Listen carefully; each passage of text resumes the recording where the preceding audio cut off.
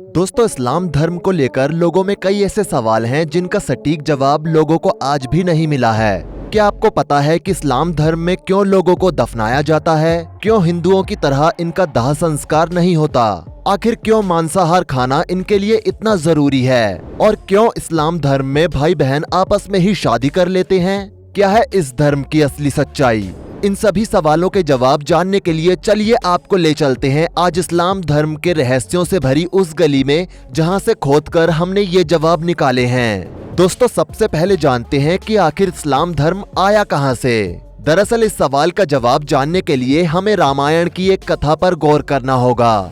रामायण काल में जब श्री राम और उनकी सेना ने रावण समेत सभी राक्षसों का वध कर दिया था, तब सिर्फ शूर्पणखा का ही वध नहीं किया गया था। हाँ, लक्ष्मण जी ने युद्ध से पहले शूर्पणखा की नाक जरूर काट दी थी, जिसके बाद से ही शूर्पणखा अपने चेहरे को कपड़े से छुपा कर रखती थी। रावण की मृत्यु के बाद शूर्पणखा राक्षसों के गुरु शुक्राचार्य के पास चली गई और उन्हीं के आश्रम में रहने लगी। राक्षसों का वंश खत्म ना हो, इसलिए शुक्राचार्य ने शिव जी की कठोर तपस्या की। शुक्राचार्य की तपस्या से प्रभावित होकर शिव जी शिवलिंग के रूप में वहां पर प्रकट हो गए। तभी महादेव ने अपने स्वरूप शिवलिंग को शुक्राचार्य को देते हुए कहा कि जिस दिन कोई हिंदू इस शिवलिंग पर गंगा जल चढ़ा देगा, उस दिन राक्षस जाति का नाश हो जाएगा, और जब तक ये शिवलिंग गंगा जल से बचा रहेगा, तब तक राक्षसों का वंश इसी तरह से चलता रहेगा। अब शुक्राचार्य चाहते थे कि कोई भी हिंदू उस शिवलिंग तक ना पहुंचे और राक्षसों का वंश कभी खत्म ही ना हो।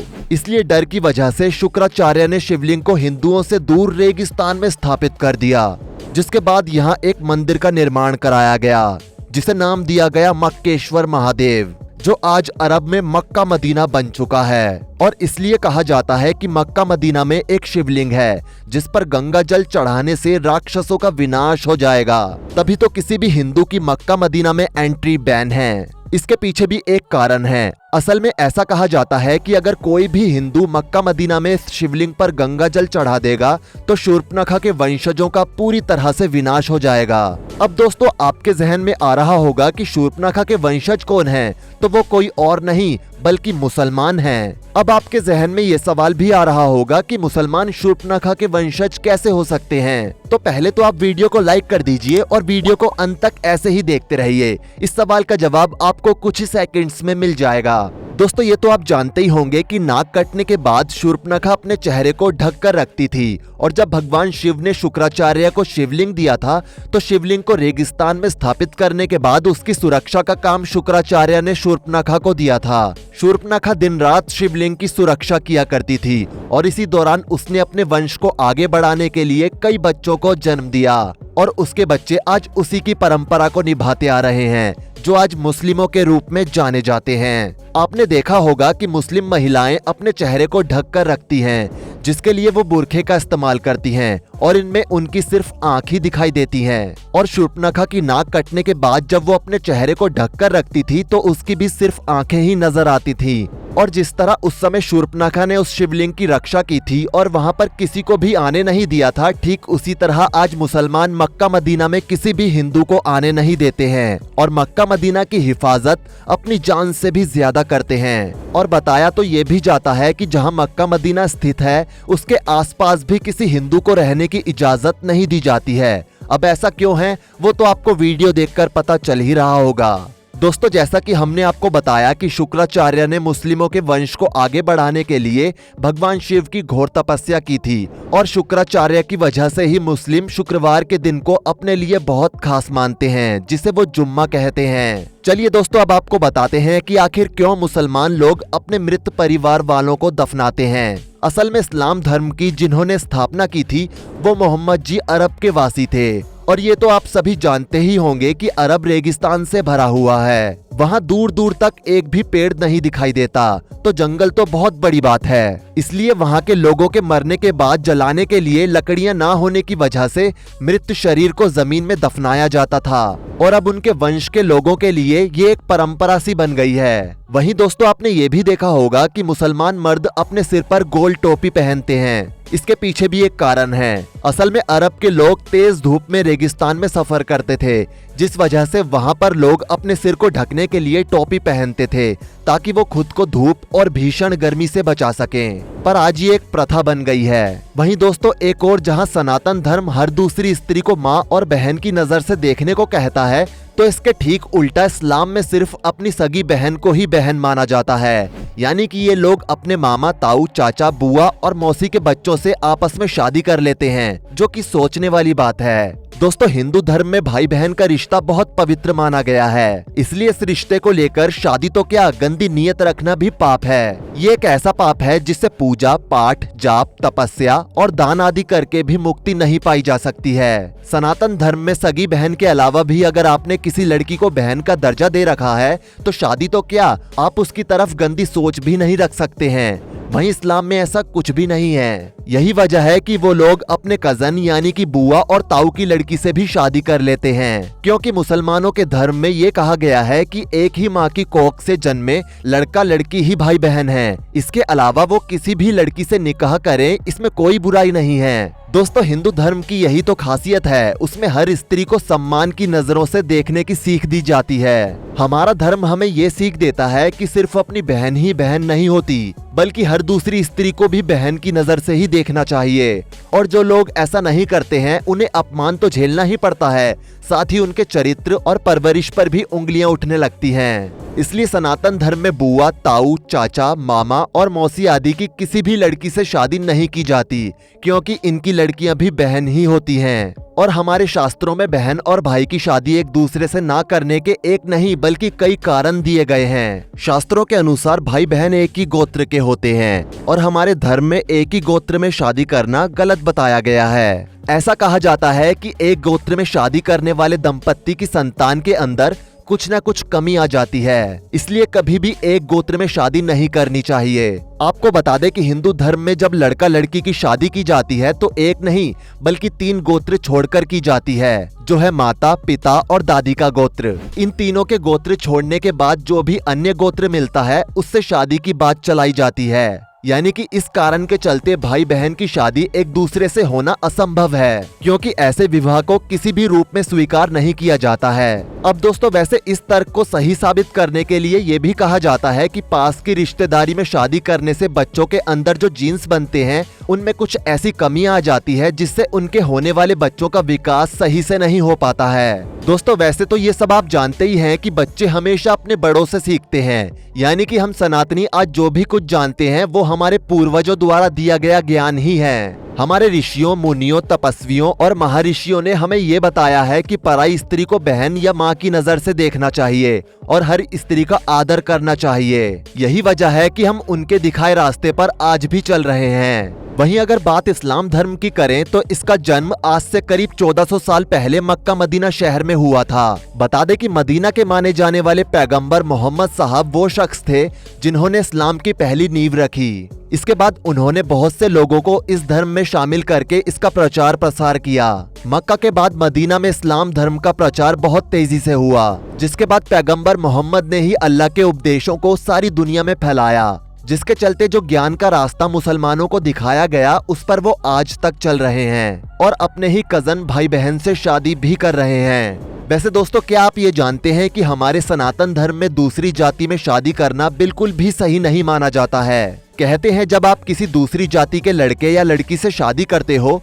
तो 2 अलग जाति वाले मूल गुणों का मिलन होता है। इससे आपके जो मूल गुण होते हैं उसका नाश हो जाता है। इतना ही नहीं, इससे भविष्य में आपके पूरे कुल का नाश होने का खतरा भी रहता है, क्योंकि इंटरकास्ट मैरिज से जो संतान होती है वो वर्ण संकर होती है और उसे पितरों का तर्पण या अधिकार नहीं होता।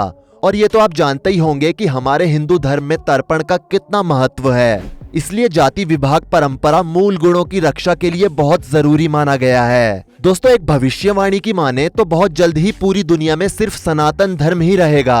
असल में इस शताब्दी के महान भविष्यवक्ता ने कहा था कि एक समय के बाद भारत में सनातनी सभ्यता की जो लहर उठेगी उसमें सारी दुनिया समा जाएगी। उसकी आध्यात्मिक शक्ति के आगे हर कोई अपना शीश झुकाएगा। इतना ही नहीं, सारी दुनिया में सिर्फ सनातनियों का ही डंका बजेगा।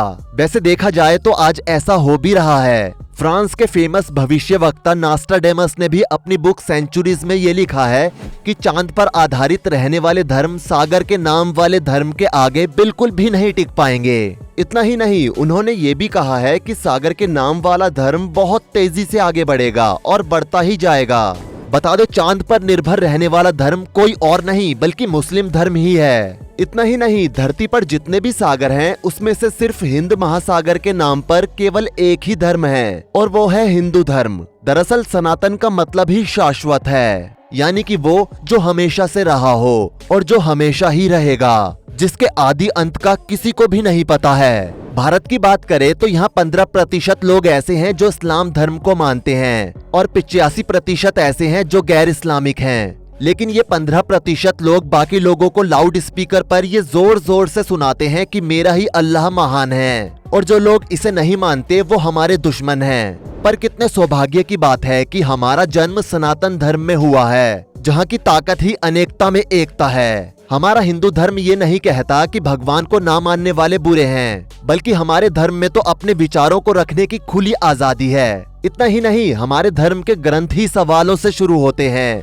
यही वजह है कि उनमें जिंदगी के सारे जवाब भी छुपे हुए हैं। हिंदू धर्म अपनी मान्यताएं किसी पर थोपता नहीं है। यही वजह है कि यहाँ भगवान शिव के उतने ही भक्त हैं जितने श्री कृष्ण और हनुमान जी के हैं। ऐसी कई खबरें आई हैं जिसमें ये देखा गया है कि गैर इस्लामिक लोगों को इस्लाम धर्म जबरदस्ती कबूल करवाया गया, लेकिन वो लोग ये बात भूल जाते हैं कि जब समय बदलेगा तो वो लोग वापस से सनातन धर्म को ही मानने लगेंगे, क्योंकि ये वही धर्म है जो आदिकाल से संसार में वास कर रहा है। और इंसान अपनी जड़ें कभी नहीं भूलता। उसे डरा धमकाकर अपनी बात मनवाई तो जा सकती है, लेकिन केवल कुछ ही समय के लिए।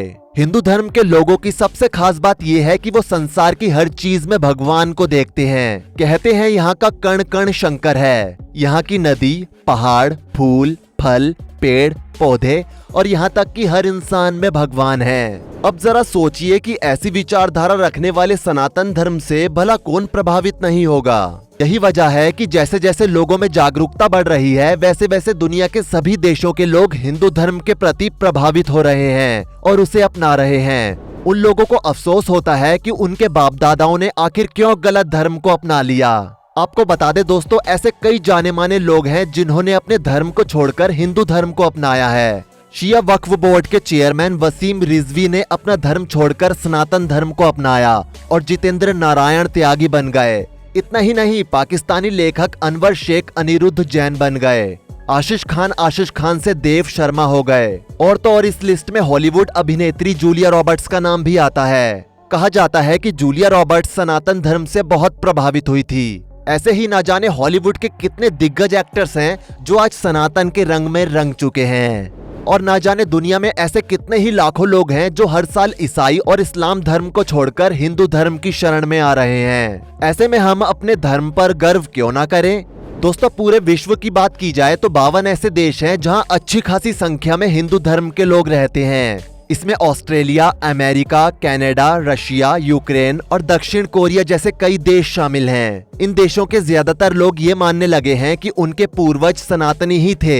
ऐसे में जो लोग हिंदू होते हुए भी खुद पर गर्व नहीं करते, उन्हें खुद पर शर्म जरूर आनी चाहिए। दोस्तों, आपको जानकर हैरानी होगी कि भगवान गणेश की सबसे ऊंची प्रतिमा हमारे देश भारत में नहीं बल्कि थाईलैंड में है। इतना ही नहीं, भगवान शिव की सबसे ऊंची मूर्ति दक्षिण अफ्रीका में रखी गई है। दोस्तों, विश्व के सबसे बड़े मुस्लिम देश की बात करें तो उसमें इंडोनेशिया का नाम सबसे ऊपर आता है। लेकिन क्या आप जानते हैं कि इंडोनेशिया के पूर्वी जावा में एक माउंट ब्रोमो ज्वालामुखी है। कहते हैं कि इसके मुख्य रूप पर गणेश जी की एक प्रतिमा रखी हुई है, जहां पर भगवान गणेश जी को पूजा जाता है। दोस्तों, मान्यताओं के अनुसार वहां रहने वाले लोगों के लिए भगवान गणेश जी की ये मूर्ति खास महत्व रखती है, क्योंकि लोगों का कहना है कि भगवान गणेश ही हैं जो इस भीषण ज्वालामुखी से हमेशा उनकी रक्षा करते हैं। यहीं पर इस ज्वालामुखी से सीढ़ियों द्वारा नीचे उतरते ही भगवान शिव विराजमान हैं, जहां पर प्रत्येक दिन पूजा की जाती है।